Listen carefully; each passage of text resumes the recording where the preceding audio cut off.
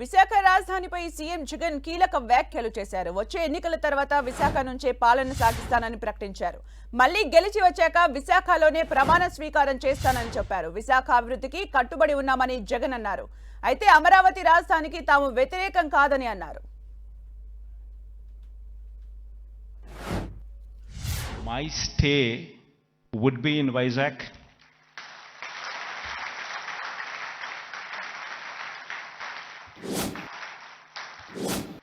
In fact, my swearing in ceremony also would be in Vizag.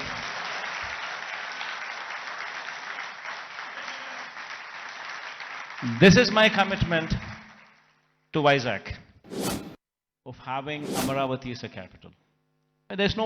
There is nothing against it.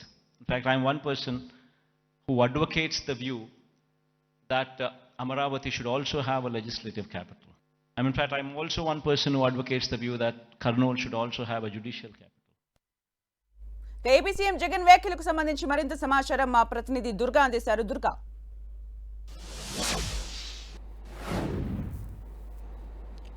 Sumitra, మూడు రాజులకు సంబంధించి మరొకసారి CM Jagan కీలక వ్యాఖ్యలు చేశారు. ఈరోజు మిషన్ విశాఖ పేరుతో విశాఖలో జరుగుతున్నటువంటి ఒక సమిట్లో పాల్గొన్నటువంటి సీఎం జగన్ విశాఖ అభివృద్ధికి సంబంధించి విశాఖలో ఉన్నటువంటి వనరులు, అక్కడ ఉన్నటువంటి అవకాశాల గురించి పూర్తిగా వివరించడం జరిగింది. అయితే రాష్ట్రానికి ఒక రాజధాని హైదరాబాదు, అలాగే బెంగళూరు, చెన్నై లాంటి నగరాలతో పాటు పోటీ పడే ఒక బలం కానీ ఆ కెపాసిటీ కానీ విశాఖకు ఉంది. అందుకే విశాఖను పరిపాలనా రాజధానిగా తీసుకొస్తున్నాను ఒక విషయాన్ని ఈరోజు జరిగిన సదస్సులో సీఎం జగన్ మరోసారి వివరించారు. గతం నుంచి కూడా ఇదే వెర్షాన్ని సీఎం జగన్ చెప్తున్నారు.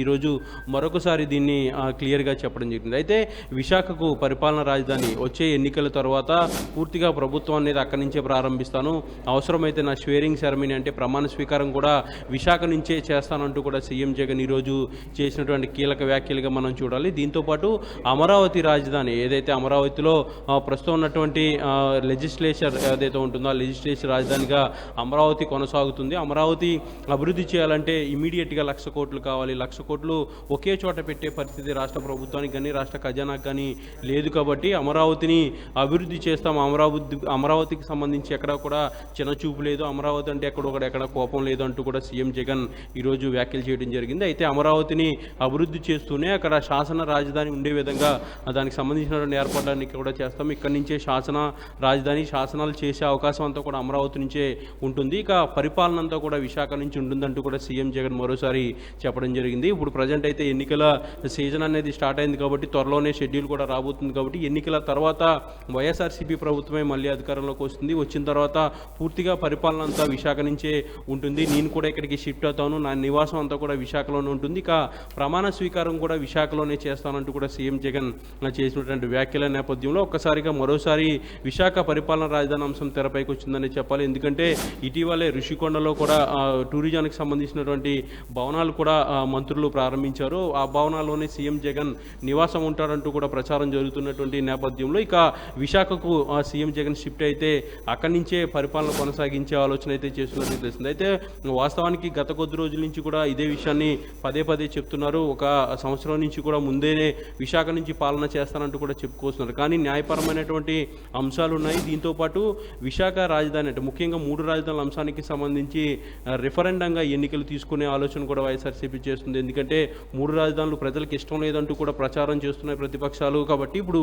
ఎన్నికల తర్వాత మళ్ళీ వైసీపీ అధికారంలోకి వస్తుందని ఒక ధీమా వ్యక్తం చేస్తున్నటువంటి సీఎం జగన్ ఇప్పుడు ఎన్నికల తర్వాత 3 రాజధానులు అనేవి ప్రజల ఆమోదం వస్తుంది వైసీపీ గెలిస్తే, కాబట్టి నా ప్రమాణ స్వీకారం అక్కడే చేయడంతో పాటు పూర్తిగా అక్కడి నుంచే పాలన చేసే విధంగా నిర్ణయం తీసుకున్నానంటూ కూడా ఇప్పుడు ఈరోజు ప్రకటించడం జరిగింది. ఇక విశాఖకు సంబంధించి అన్ని హంగులు కూడా ఇక్కడ ఉన్నాయి, అన్ని వనరులు కూడా ఉన్నాయి. ఇక్కడ ఉన్నటువంటి పొటెన్షియల్ నగరానికి ఉన్నటువంటి కెపాసిటీ కూడా హైదరాబాద్, బెంగళూరు, అలాగే చెన్నై ఇలాంటి పెద్ద నగరాలతో పోటీ పడే అవసరం ఉంటుంది. ఇప్పటికిప్పుడు ఎక్కువ ఖర్చు పెట్టి దీన్ని అభివృద్ధి చేయాల్సినటువంటి అవసరం లేదు, ఆటోమేటిక్గా అభివృద్ధి అవుతుంది. ఇక అమరావతి అయితే తక్షణమే 1,00,000 కోట్లు పెట్టుబడి పెడితే కానీ మౌలిక సదుపాయాలన్నీ కూడా తీసుకురాలేమంటూ కూడా సీఎం జగన్ మరోసారి చెప్పడం జరిగింది. ఇక న్యాయపరమైనటువంటి రాజధాని కూడా కర్నూలులో ఉంటుందని మరోసారి సీఎం జగన్ ఈరోజు విశాఖ మిషన్ సమిట్లో మరోసారి క్లారిటీ ఇవ్వడం జరిగింది. సుమిత్ర.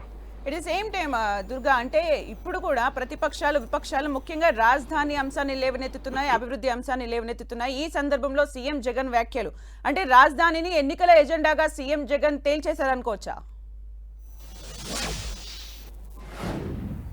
అంటే ఖచ్చితంగా, ఎందుకంటే 3 రాజధానులు అనేది మా విధానం, 3 రాజధానులు ఖచ్చితంగా ఏర్పాటు చేసి తీరుతామంటూ కూడా చాలా బలంగా వైఎస్ఆర్సీపీ చెప్తుంది. ఇందులో భాగంగానే గత కొద్ది రోజుల నుంచి ప్రయత్నిస్తున్నారు. కానీ న్యాయపరమైనటువంటి అంశం ప్రస్తుతం ఈ రాజధానుల వ్యవహారం అనేది సుప్రీంకోర్టులో ఉంది కాబట్టి సుప్రీంకోర్టులో కూడా విచారణ జరుగుతుంది. వాయిదాలు పడుతూ వస్తున్నటువంటి పరిస్థితుల్లో విశాఖకు తరలి వెళ్లాలని అనేక సార్లు ప్రయత్నించినా కూడా న్యాయపరమైనటువంటి అడ్డంకులు, అక్కడ ఉన్నటువంటి పరిస్థితులు, ఆ భవనాలు రెడీ కాకపోవడం, వీటన్నిటి నేపథ్యంలో వెళ్ళలేని పరిస్థితి. అయితే ఇక ఎన్నికలు కూడా వస్తున్నాయి కాబట్టి ఎన్నికల సమయంలో ఎలాంటి మూమెంట్ అనేది చేసే పరిస్థితి లేదు. ఎలక్షన్ పూర్తిగా అమరావతి నుంచే ఈసారి సీఎం జగన్ చేయబోతున్నారు. అయితే ఎన్నికల తర్వాత ఒకవేళ ప్రతిపక్షాలు ఇప్పటి నుంచి కూడా 3 రాజధానులు అనేవి ప్రజలకు ఎక్కడికి ఇష్టం లేదంటూ కూడా ప్రతిపక్షాలు చెప్తున్నాయో, ఆ చెప్పిన నేపథ్యంలో ఒక ఎన్నికల తర్వాత రిజల్ట్ ఎలా వస్తుంది అంటే ఒకవేళ ఖచ్చితంగా వైఎస్ఆర్సీపీ గెలుస్తుందని సీఎం జగన్ ధీమా వ్యక్తం చేస్తున్నారు. నా ప్రమాణ స్వీకారం కూడా విశాఖలోనే చేస్తానంటూ కూడా ఆయన చెప్తున్నటువంటి నేపథ్యం. దీంతోపాటు టార్గెట్ని కూడా పెద్దగా పెట్టుకున్నారు. ఇప్పటికే 175 స్థానాలు సాధించాలని నేను టార్గెట్గా పెట్టుకున్నానంటూ కూడా పదే పదే చెప్తున్నారు. ఒక పక్క సిద్ధం పేరుతో సభలు నిర్వహిస్తున్నారు. ఇక రానున్న అంటే మళ్ళీ వారం నుంచి ఎన్నికల ప్రచారానికి కూడా సీఎం జగన్ వెళ్లేందుకు సిద్ధమవుతున్నారు. మేనిఫెస్టోను కూడా కొన్ని మార్పులు చేర్పులు చేసి కొత్త మేనిఫెస్టోను తీసుకొచ్చేందుకు కూడా కసరత్తు చేస్తున్నటువంటి నేపథ్యంలో ఇక ఎన్నికల తర్వాత కూడా వైసీపీ ప్రభుత్వం వస్తుందని ధీమా వ్యక్తం చేస్తున్నటువంటి సీఎం జగన్ నా ప్రమాణ స్వీకారం విశాఖ నుంచే చేస్తాను. ఒకవేళ అంటే ఖచ్చితంగా విశాఖ న్యాయపరమైనటువంటి అంశాలు ఉన్నప్పటికీ కూడా సీఎంగా నేను ఇక్కడి నుంచే పాలన చేస్తానంటూ కూడా సీఎం జగన్ మరోసారి ఈరోజు జరిగినటువంటి సమిట్లో చెప్పడం జరిగింది. పూర్తిగా నివాసం ఉండటంతో పాటు పరిపాలనా రాజధానిగా విశాఖను తీసుకొస్తామంటూ కూడా ఆయన ఈరోజు క్లారిటీ ఇచ్చారు. మొత్తానికి ప్రతిపక్షాలు ఈ 3 రాజధానులను వ్యతిరేకిస్తున్నాయి, ప్రజలకు ఇష్టం లేదని పదే పదే చెప్తున్నాయి. అయితే ఎలక్షన్లో ఒకవేళ వైఎస్ఆర్సీపీ కనుక గెలిచినట్లయితే ఖచ్చితంగా 3 రాజధానులకు ప్రజల అంగీకారం ఉందనేది వైసీపీ భావించబోతుంది. ఇక పూర్తిగా ప్రమాణ స్వీకారంతో పాటు పరిపాలన అంతా కూడా విశాఖ నుంచే సాగబోతుంది. ఏదైనప్పటికీ కూడా ఎలక్షన్ తర్వాత ఈ 3 రాజధానుల అంశానికి సంబంధించి అయితే ఒక క్లారిటీ రాబోతుంది. సుమిత్ర, అలాగే దుర్గా, ఇక్కడ ప్రమాణ స్వీకారం చేస్తానని చెప్పడం, విశాఖ నుంచి పరిపాలన చేస్తానని చెప్పడం, ఎట్ ద సేమ్ టైం అమరావతికి వ్యతిరేకం కాదు అని చెప్పడం, ఇవన్నీ వ్యాఖ్యల్ని చూస్తుంటే దీన్ని ఎలా అర్థం చేసుకోవచ్చు దుర్గా? అంటే గతంలో అంటే 2019 ఎన్నికల్లో గెలిచిన తర్వాత అమరావతిలోనండి ముఖ్యంగా విజయవాడ ఇందిరాగాంధీ మున్సిపల్ స్టేడియంలోనే సీఎం జగన్ ప్రమాణ స్వీకారం చేశారు. ఇప్పుడు 2024లో కూడా గెలిచిన తర్వాత విశాఖలో నేను ప్రమాణ స్వీకారం చేస్తానంటూ కూడా సీఎం జగన్ ఇప్పుడు ప్రకటించారు. అయితే విశాఖ పరిపాలనా రాజధాని తీసుకురావడంతో పాటు అమరావతిని కూడా అభివృద్ధి చేస్తాం, అమరావతి శాసన రాజధానిగా ఉంటుందంటూ కూడా ఈరోజు మరోసారి సీఎం జగన్ చెప్పారు. ఇదే విషయాన్ని పదే పదే గతం నుంచి కూడా అనేక సార్లు చెప్తున్నారు. ఎందుకంటే ఇప్పటికే ఇక్కడ ఉన్నటువంటి ఇన్ఫ్రాస్ట్రక్చర్ ముఖ్యంగా అసెంబ్లీ నిర్మాణాలు ఉన్నాయి, సచివాలయానికి సంబంధించిన నిర్మాణాలు, తాత్కాలికమైనటువంటి నిర్మాణాలు కూడా ఉన్నాయి కాబట్టి వాటిని వేరే రకంగా ఉపయోగించుకుంటాం. పూర్తిగా సచివాలయం అలాగే సీఎం క్యాంప్ ఆఫీస్ అలాగే హెచ్ఓడీస్ అన్నీ కూడా విశాఖకు తరలించేందుకు ఏర్పాట్లు చేస్తున్నాం అంటూ గతం నుంచి చెప్తున్నారు. కానీ మారుతున్నటువంటి పరిణామాలు ముఖ్యంగా న్యాయపరమైనటువంటి చిక్కులు ఈ తరలింపుకు సంబంధించి ఉన్నాయి కాబట్టి వీటిని ప్రస్తుతానికైతే పక్కన పెట్టారు. పూర్తిగా ఎన్నికల తర్వాత దీనికి సంబంధించినటువంటి కార్యాచరణ అయితే ఉండబోతుంది. ఇక న్యాయపరమైనటువంటి అంశాలు కూడా అప్పటికి ఒక క్లారిటీ కూడా వస్తుంది కాబట్టి ఇక ప్రజలు కూడా